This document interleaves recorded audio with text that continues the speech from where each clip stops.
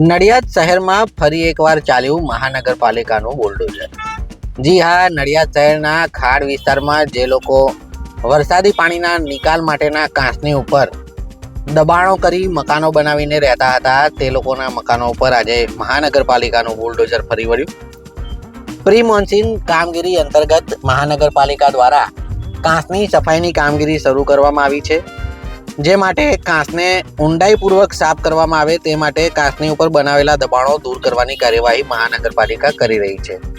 આગામી તારીખ 30 જૂન સુધી આ પ્રક્રિયા ચાલનારી છે, જે અંતર્ગત અગાઉ આ કાંસ ઉપર જે દબાણો બનાવવામાં આવ્યા હતા તે મકાન માલિકાને મહાનગરપાલિકા દ્વારા નોટિસો ફાળવવામાં આવી હતી, પરંતુ મહાનગરપાલિકાની નોટિસોને ગોળીને પી જનારા આ દબાણકારોના મિલકતો ઉપર આજે મહાનગરપાલિકાએ બુલડોઝર ફેરવી દીધું।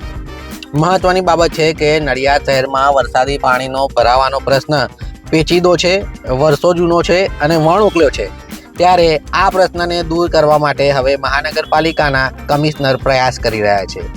જોવાનું રહ્યું આગામી ચોમાસામાં નડિયાદ શહેરની શું સ્થિતિ હોય છે।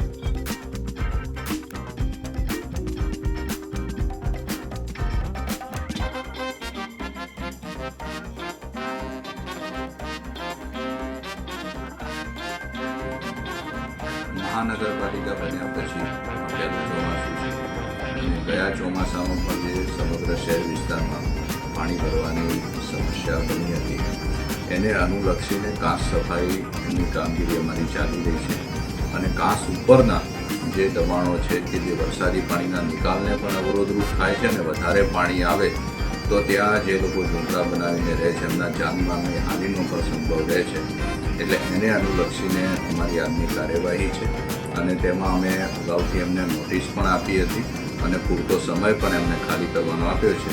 હવે જે લોકો નથી ખાલી કરીને ગયા એમને હટાવવાની આ કામગીરી અમારી ચાલી રહી છે અને ભવિષ્યમાં પણ કોઈને પણ જાનમાલની હાનિ ન થાય અને પાણીનો સુચારુ રૂપે નિકાલ થાય શહેરમાંથી અને ઝડપથી પાણી ઓસરી જાય એ માટે મહાનગરપાલિકા આ કાર્યવાહી કરી રહી છે। કેટલા દિવસની કામગીરી છે? શું 30 જૂન સુધી હજુ તો અમારી આ કામગીરી સતત ચાલુ જ રહેવાની છે અને એમાં જે કંઈ અમારે અડચણરૂપ દબાણો કે જે કંઈ બાબતો છે એ દૂર કરવી પડશે, કરીશું। સાહેબ, નડિયાદમાં કેટલા કાંસ એવા છે જેમની સાફ સફાઈ હજુ કરવાની બાકી છે?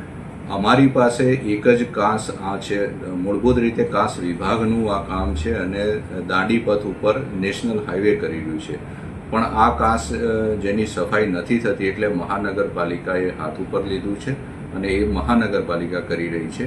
બાકી કાંસ વિભાગ હસ્તકના જે કાંસ છે સમગ્ર જિલ્લામાં અને નડિયાદમાં એ કાંસ વિભાગ દ્વારા હાથ ધરવામાં આવી રહ્યું છે। ઓકે।